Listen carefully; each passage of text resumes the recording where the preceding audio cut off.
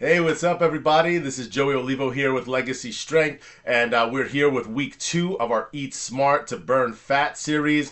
How to help you guys lose some fat this new year and really give you a big jumpstart you need and tell you everything you need to know about fat loss over 40. So today is week 2, and we're going to discuss protein and muscle and how they are your metabolism's best friends. They are the two most important things you need to really focus on, especially if your goal is fat loss, and especially if your fat goal is fat loss over 40. Protein and muscle are the best friends your metabolism can have, so your metabolism stays at a working speed that is as fast as possible for your age. One of our tenets here at Legacy Strength is to be as healthy and as fit as possible for your age. A lot of times people come in, whether they're 30, 40, 50, 60, 70 plus years old and want to train like they're 20, 30 years ago, and that's just not going to happen. You have to be the best that you can be for your body right now. Once we get through that, then we know the best things to start your body with, or the best options to start your body with, is training your muscle and then teaching you how to eat enough protein. So the key points for today, the main things that we're going to cover are why muscle mass is key for metabolism, how to calculate your protein intake. We'll teach you how to get over that, give you some smart protein choices, and give you some easy ways to increase protein without overcomplicating it. A lot of times people think, oh my God, I can't do this. It's hard. It's not that hard. You just have to kind of just do it. I had a talk with a high-level physical therapist, well-known guy. His name is Charlie Weingroff. Earlier last year, I met him at a workshop, and he's jacked. He's a really, really muscular guy. And I was like, how do you do it? How do you maintain this? I know you're one of the busiest guys in the business. And how do you do this? And he goes, I just do it. I have the protein. I know my goal. I hit the goal, and I make sure I eat it. And as he's talking to me, he's literally snacking on turkey slices out of a bag, and that was like his snack for the day. I'm not saying that everybody will do that, but you do need to increase your protein options for the day. So let's get into these key points. So first of all, why muscle mass is key for a faster metabolism. So muscle tissue burns more calories at rest than fat tissue. It's just overall a more active tissue to have in your body. So muscle tissue will always require more energy. So that's why it is essential for a healthy metabolism. The more muscle you have, the more calories you burn. After 40, the natural loss of muscle starts to occur, also known as sarcopenia. It does accelerate. The rate is about 1% per year. And the less muscle you have, that slows down your metabolism, and that's what makes fat loss harder. Now, I believe that there was a recent research study that said the sarcopenic effect is not as huge of an issue when it comes to slowing metabolism. So the study showed that metabolism does not slow drastically as we think between like 30 and 60. Like we think it's like, oh my God, it's like 10 times slower, and your metabolism is not actually 10 times slower. It's actually a lot less than that. But what I think, what does happen as you get older in your life, but from 20, 30, 40, 50, is that you yourself and your life actually tend to slow down. Whether you get married and have kids or not, a lot of people tend to be just less active as they get older, and once you let all that creep up, the harder it is to maintain the muscle. So you have to just try to be, like I said before, as active and as physically fit as possible for your age. So the next part is how to prioritize the protein. So prioritizing protein and strength training helps preserve and build muscle, and that's what helps keep your metabolism active. Those are the only two things you need in order to keep your metabolism active, is prioritize protein and focus on strength training, and that's what we do here at Legacy Strength. We make sure that you have some weight in your hand, we make sure that you're moving through a full range of motion, and make sure we're always promoting protein to you. Second key point we're going to talk about is how to calculate your ideal protein intake. Our recommendation here at Legacy, our general guideline, is the number 0.8 times your body weight. You might hear in some fitness circles that's 1 gram per pound. For a lot of people, I find that to be very high, especially if you're brand new to eating higher protein. So if you're brand new to it, 0.8 times your body weight is just right. So if you weigh 150 pounds, you're going to multiply that by 0.8 and you'll get 120. So 120 is like the beginning end of where you should start. Now, if you eat very low protein and you're totally new to this and you know you need to change your body, I had a nutrition assessment I did not too long ago where the girl's protein was very, very low. And you know, then according to the rest of her assessment, she was low energy, trouble sleeping, you know, just wants to fix her energy throughout the day. And, you know, when I saw the protein levels were low, I said, you know, let's just start you with 100 grams. So if you're really, really low with protein, 100 grams is a very, very good start. It's 25 grams of protein per meal. So on the higher end, you want to, if you're training 3 times a day, not 3 times a day, 3 times a week, you can actually have the higher end of protein, which is 1 gram per pound. If you're not super active or you're just starting or brand new, 0.8 grams per pound is the right way to start. So that's the right way to calculate your protein intake, 0.8 times your body weight. And if you're really new and protein is really low, just start with 100 grams a day, and that's a really good baseline. Guys, you can start a little bit higher than that, 120, 130 to 150 grams, depending on body weight, just because guys have a bit more muscle mass than women. Next key point I want to cover is smart protein choices for you. So we always get asked about what's protein, what should I eat?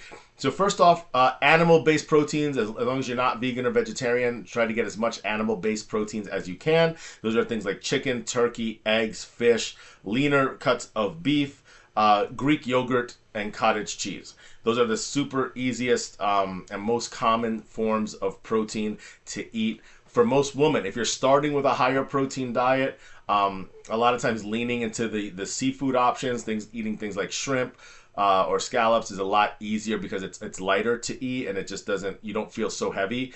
One of the issues with women and eating higher protein diets is that protein does make you feel full. So when you first start eating a little higher protein, you're gonna say, oh my God, I'm so full, I can't eat it again, I can't eat another plate. So just start smaller and just start working your way up. Eventually your body will absorb all that protein, you'll be hungry again, and you will look a lot better way faster. So just keep up eating the protein.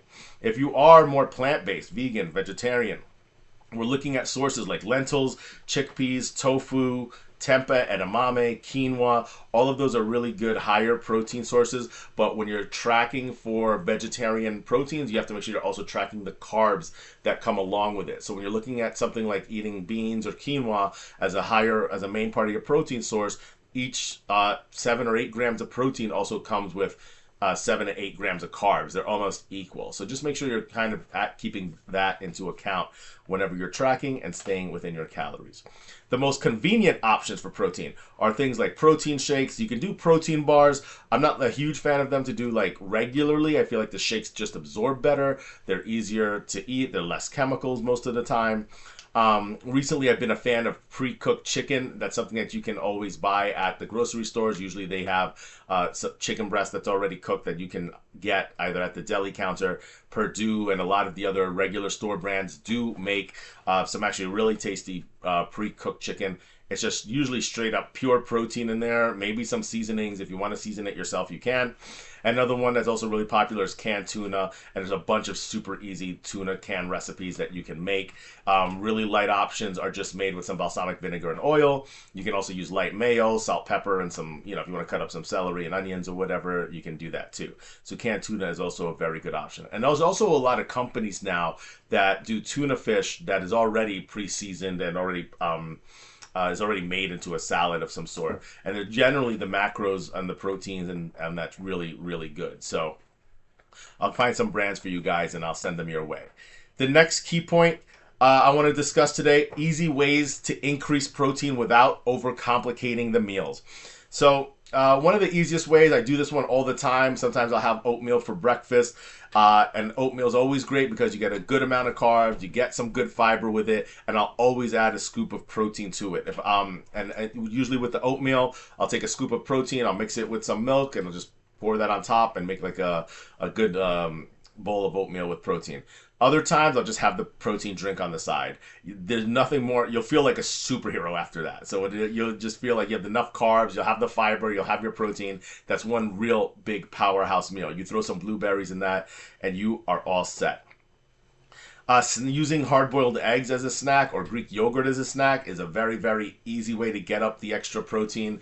I know it's not super common. One of the things that I do recommend if you're not used to using hard-boiled eggs as a snack is you could almost make like a Mediterranean bowl, or if you ever seen one of those the balance breaks, they'll have like some dried fruit, they'll have some cheese, they'll have some, something else in there, but you can put in some hard-boiled eggs. You can have some hard-boiled eggs, a couple of slices of turkey, some olives, a couple of chunks of cheese or something like that. Just have a nice small plate that would have a lot of protein, have some good fats, deliver you some good nutrients. So Mediterranean plate is what I call it, and that's a really easy snack that you can make that travels well, and that's also super high in protein. You can also add a little fruit to that, and you'd be surprised at how good and filling that can be. Another one that I really go to, I talk about it all the time, is Greek yogurt. 1 cup is like 20 grams of protein. You could throw some blueberries and some honey on top. Call it a day. The easiest one to eat. I'm good for almost 2 of those each day. Recently, I've just bought the 1 single serving pack. That thing is perfect. There's the Oikos triple protein, and that single serving pack, I could pack it in my lunch bag. I'll add an extra 12 grams of protein to whatever I'm eating. Make sure you're using the palm of your hand to track your protein size. So whenever you're measuring on your plate, put your hand next to the amount of protein. It should be roughly the size of the palm of your hand, and you'll see that that's about enough protein for you.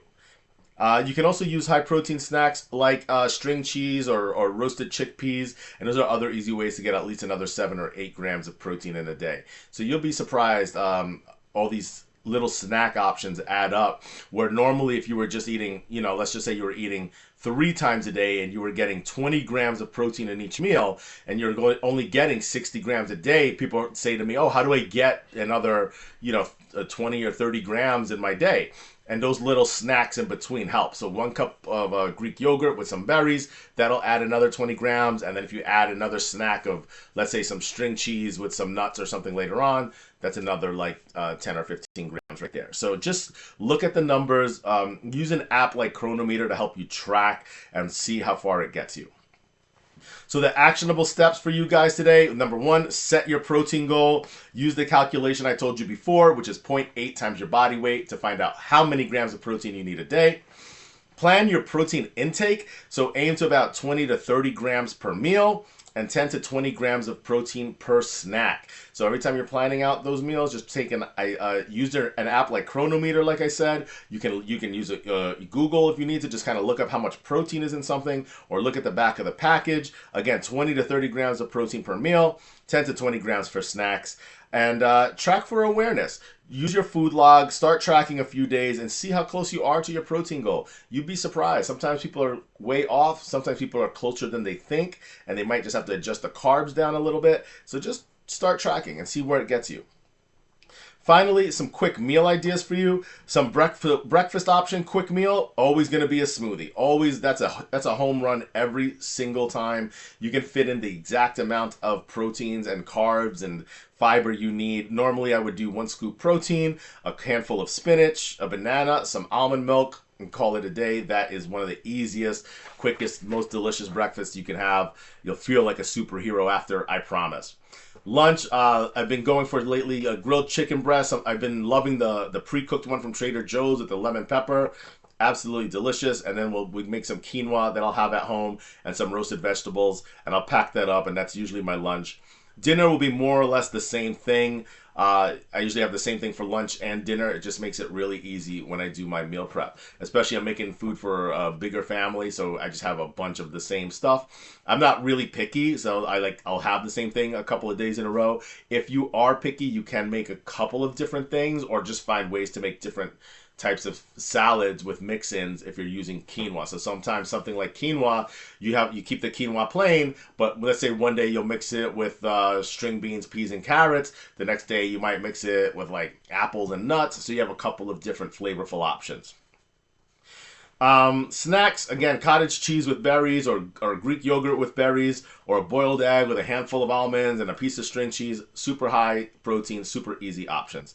All right, and this quick bonus tip to send you home with, if you pair your protein with the strength training exercises, you'll maximize your muscle preservation and increase your fat loss. The formula is very simple. It just has to be done. All right, so this has been the week 2 of how to eat smart and burn fat series with Joey Olivo here at Legacy Strength. Please, if you guys have any questions, leave it in the comments below. You can text me or email me. My info's in the below links there. You can email us at legacystrength.com. Make sure to like and subscribe to this page. Let me know any questions you guys might have. Leave me the comments. I'm looking forward to hearing them. All right, hope you guys have a great rest of the day. Good luck on your journey. Peace.